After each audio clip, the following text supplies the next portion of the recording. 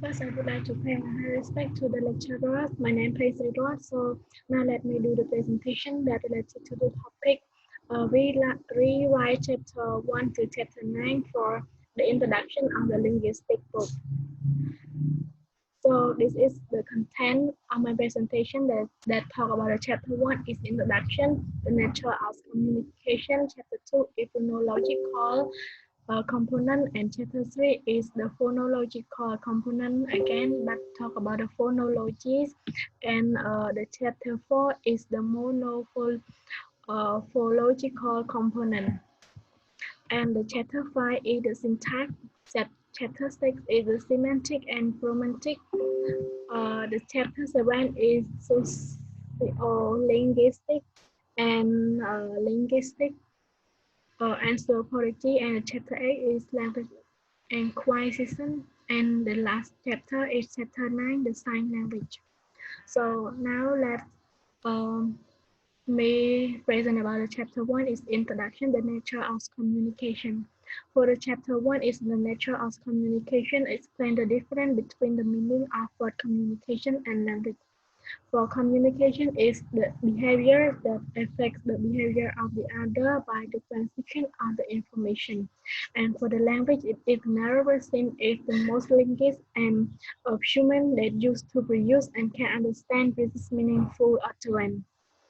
And for the non-human and human communication compare is the way that the non-human is can communicate the direction, distance, and quality of a foodstuff to member of their higher through elaborate.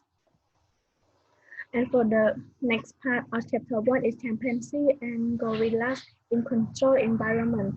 It is the way that the chimpanzee human-like non-verbal that we call non-linguistic behavior and has made them favorite the most accurate on television and for other forms for entertainment. And for the skepticism over the ape language study, the way that one only skeptic of the ape ability to learn language is Num Chung Sky, the way of the linguistics who will discuss in the section chapter. And he said that an app will prove to have the language ability as that there is an island somewhere with there is an island with a species of the flightless bird paying for human being to teach them to fly. And for the summary of this chapter 1 is the way that the language might not be all or nothing, and it might not be reasonable for all to use to expect that an app can learn and use for all the features of the human communication system. Yes, for the chapter 2 is talking about the phonological component, phonetic. Before I'm going to the point is let me tell you guys about the first point is talk about the articulatory phonetic.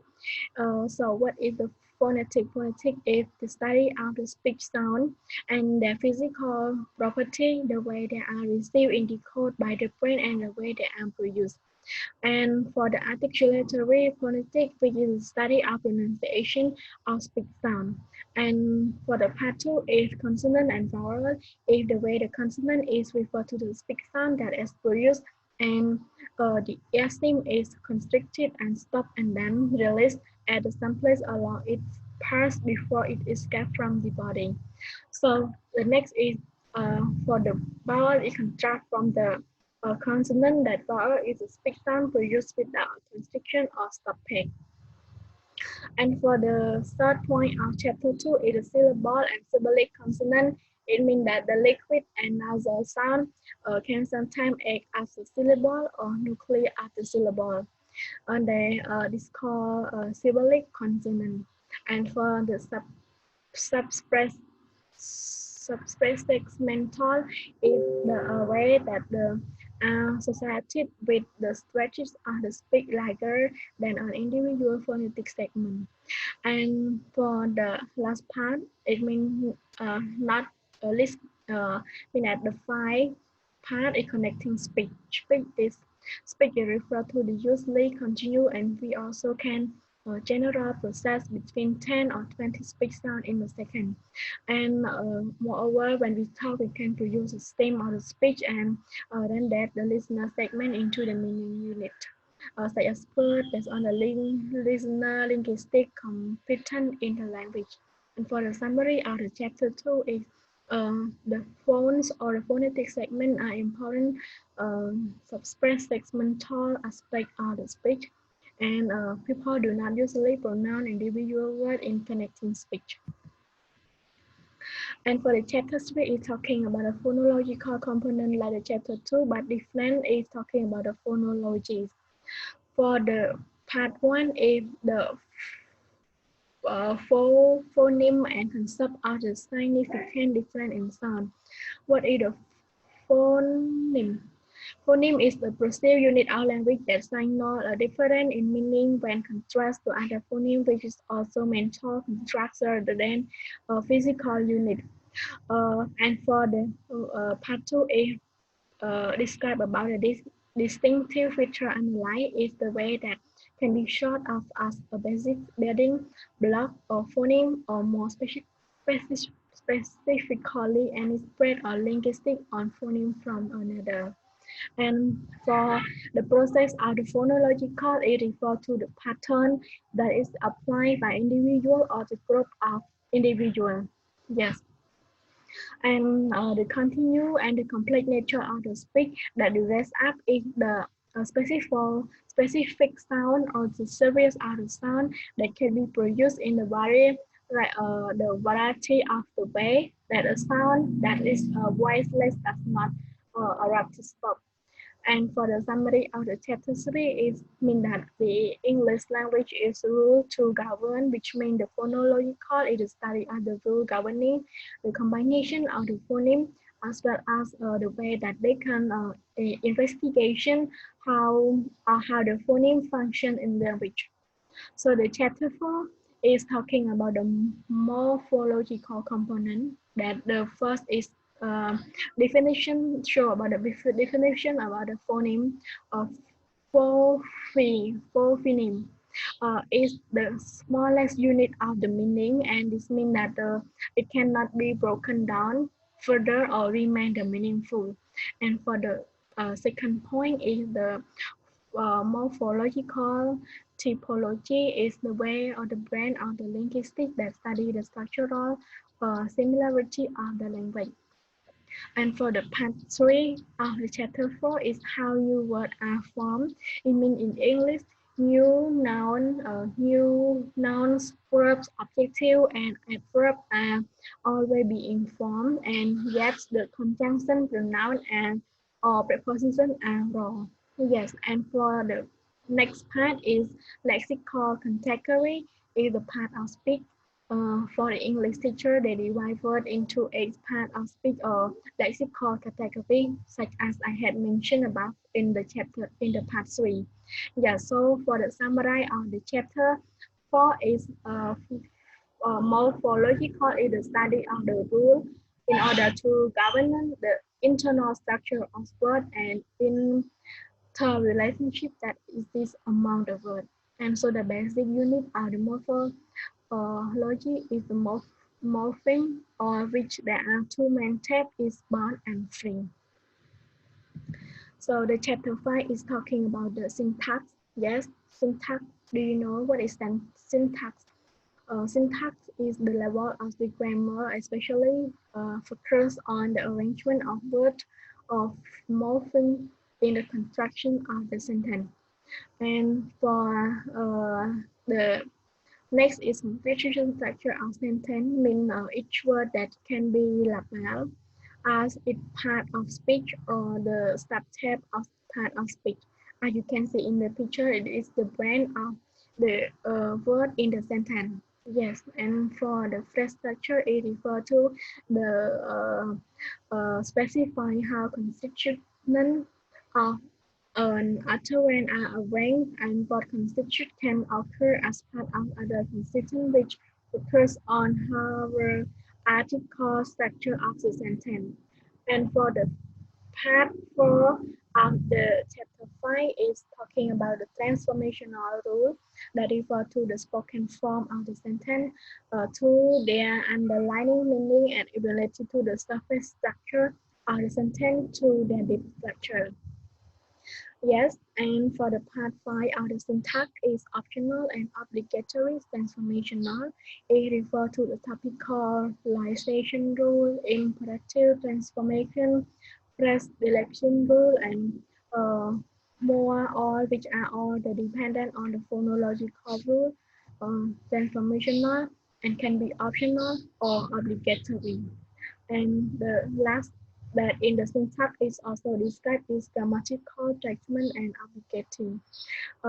It means all the fluent speaker of the English possess enormous subconscious knowledge known as the linguistic component and other rule of their own language. So the summary of the chapter 5 is the studying of the grammar, the word, or by the studying of the rule of the language. Yes, and for the chapter 6 is talking about the semantic and pragmatic. It means the first is we should know about the lexical semantic. It's the brand or the semantic that deal with the meaning of the word, and it means also the part 2 is also mentioned about the name that it have for that it has the hyponym, synonym, homonym, and antonym. For the hyponym is with more specific word and constitute the subclass of the more general. And synonym is it have the similar meaning and share the same semantic property. And homonym it refer to the word that have different meaning but the same sound. And antonym is the word that opposite in one of their semantic property. And the other kind of the meaning of the structural semantic, which means the structural semantic is the study of how the structure of the sentence contribute to meaning or focus on studying of how the structural sentence contribute to the meaning. And pragmatic is the study of the effect in context and focus on the meaning the most. Yes, and it's also the study of how people use their language in order to better identify through social meaning or express their emotion through effective meaning. So the summary of the chapter 6 is semantic study is the study of the meaning and deal with the meaning of the word. And also semantic property can be analyzed into the positive and negative system of the distinctive feature analysis. Yes, for the chapter 7 that we're talking about the socio-linguistic and linguistic anthropology. The first one is the regional dialect that focus on the socio-linguistic that refer to the study of how the language and social factors such as social class or ethnicity. And for the part 2 is focus on African American English that we call AAE is the one several name on variety English that used in African American community. And the third one that I focus is Hispanic English that we call HE is the general term to describe the many variety of the English spoken by American of Hispanic descent. And for the part 4 of the chapter 7 is talking about the contact language with Pidgin and Creole. They in place with a common second language that this language will become a lingua franca, which is a common or second use for the business and other communication need by the speaking different the first language or common language. So the next is also talking about the situation dialect or register. It means all the people use different style in order to speak in the different situation. And people themselves could switch between style of speech or register, which means the style and speech that are appropriate to the situation. Yes, and for the part 6 is talking about the gender and language. Gender refers to the non-complex or masculine, feminine behavior are defined by culture, and sex is biological aspect of being male and female. And for language, is the formal rule for the gender about use of pronoun, verb conjugation, verb pronunciation, and level of formality. And so for the summary of the chapter 7 is talking about that it all include African American English that we call AAE is one of the terms for variety English spoken, and one more is some of the characteristics of Hispanic English that we call HE. That's all of the chapter 7. So move on to chapter 8. So the chapter 8 is talking about the language link acquisition. Is the first one is focused on the human brain that refers to the complex organ that involve from the simple brain of intestinal animal brain that we call air complex, which is a part of human brain that's similar to the reptilian brain. And for the idea about the language acquisition that we call LAD, that refer to the theoretical area of the heart wiring in the brain of children that prepare them to acquire language. Yes, for the next is talking about the language socialization. For the reason that anthropologists are very interested in language acquisition, it refers children who learn their culture as they learn their language. And the next part is refer to the acquisition for sign language. That means the deaf of the children or the deaf parent acquire sign language in which the same way as the children learning spoken language going through the same stage. So the summary of the chapter 8 is mostly focused on the most other recent research nowadays that regarding the first language acquisition have focused on brain development, and researchers believe that children are born in their brain hardware for ability to learn language. So this is the last chapter that I have to present. Is focused on the chapter 9, talking about the sign language. The nature of the sign language. Some sign in any particular sign language may be transparent. That most signs are not, yes, but that we have that is have iconic property. And for the Nicaraguan Sign Language, mean that the birth of the new language, there might be some similarity between home sign of the different deaf people, but the sign are basically unique to the individual. Yes, and the next is focus on the social dimension of sign language. It means sign language conveys social meaning, just as speak does, or for the person who begin to sign before another finish have spoken a maxim of conversation and will be considered the root. So the last summary of the chapter 9 of sign language, this main chapter is that the sign language structure is based on the variation in several parameters. This includes hand scape, location of sign, movement of sign, palm orientation, the region of the hand that contact the body, the orientation of hand with respect to each other, and non-manual signal. So that's all on my presentation about the ninth chapter on the language linguistics. So thank you, teacher, for paying attention and try hard to teach all of us in this time. Thank you.